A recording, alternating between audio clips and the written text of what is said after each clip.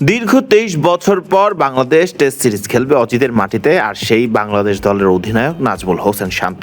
Aussie অধিনায়ক প্যাট কামিন্সের সাথে বুধবার ডারউইনে সেরেছেন ট্রফি উন্মোচনের আনুষ্ঠানিকতা।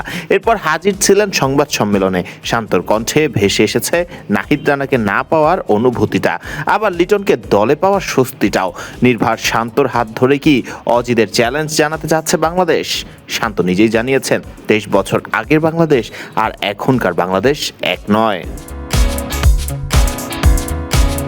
দলের অন্যতম প্রধান পেসার নাহিদ রানাকে পাচ্ছেন না শান্ত। ইনজুরিতে থাকা নাহিদকে অজিদের মাটিতে কতটা মিস করবেন শান্ত জানান, অবশ্যই মিস করব, বাট এখন আসলে যদি কিন্তু চিন্তা করে লাভ নাই। খুবই আনফর্চুনেট নাহিদ রানা এখানে নাই, বাট যেই পেস ইউনিটটা এখানে আছে আমি বিশ্বাস করি যে তারাও এই কন্ডিশনটা ভালোভাবে ইউজ করতে পারবে।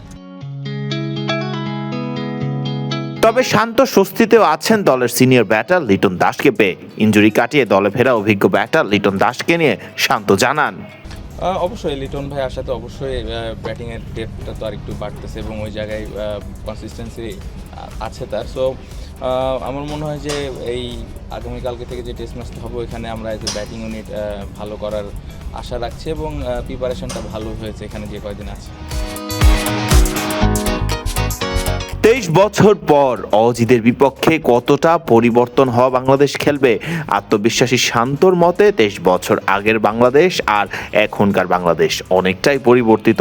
শান্ত বলেন, না, সিলেক্টর সাথে এটাই কথা হচ্ছিল যে এখন সেই ২৩ বছর আগের মতো এই টিমটা নাই। সো তার বিশ্বাস আছে এই টিমটার উপরে এবং প্র্যাকটিস ম্যাচের যে কথাটা বললেন, আসলে এরকম ম্যাচ আমরা এর আগেও খেলেছি, to be very honest. So এরকম একটা খারাপ দিন যেতে পারে, আমি বিশ্বাস করি যে এরকম দিন এই টেস্ট ম্যাচে আসবে না, এই বিশ্বাসটুকু আছে। এবং আমি যেটা বললাম যে ওটা একটা প্রিপারেশন ফেজ ছিল। সো এখন আমার মনে হয় যে আগামীকালকে থেকে একটা ব্যাটেল শুরু হবে, ওটা আমরা কতভাবে ওই চ্যালেঞ্জটা অ্যাকসেপ্ট করতেছে এটা ইম্পর্টেন্ট। সো ওটার জন্য